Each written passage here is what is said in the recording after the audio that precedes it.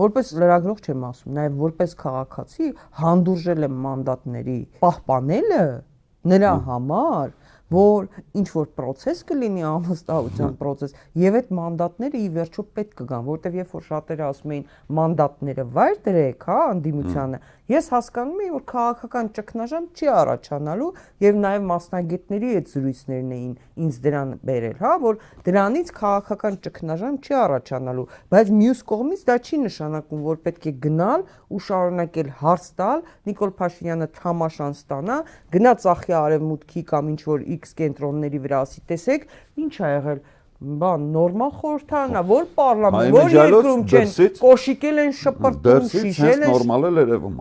Ես շատ լավ գիտեմ, ասում են ինչ ա եղել, դեմոկրատիա է, հələ ցույց տվեք Թուրքիայի պարլամենտում ինչ ա լինում, Իտալիայի պարլամենտում ինչ։ Ավելեք նաև որ դուրսն էլ ուզում է շատ հարցերի վրա աչք փակի։ Հանդուրժել ենք, աչքներս փակել ենք, չէ՞, բայց մի բանի համար, որ այդ մանդատները մի օր են պետք գալու եւ այդ օրը այդ անվստահություն հայտնելու գործընթացի մի օր, 10 օր, 100 օր, դրա համար ես ասում եմ անդիմությունն այլ բան է, որովհետեւ անդիմությունը այդ մանդատի բերումով ունի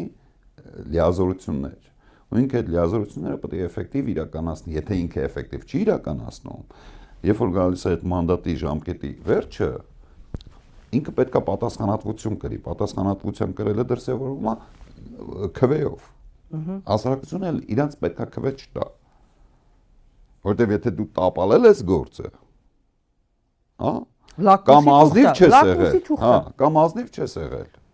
սխալ նպատակ ես հռչակի, ուրիշ նպատակի համար ես աշխատել, կամ էլ ի վիճակի չես։ Սա է, այսինքն անդիմությունը եւս ընտրական ցիկլի վերջում պետք է հաշվետու լինի իր ընտրողին։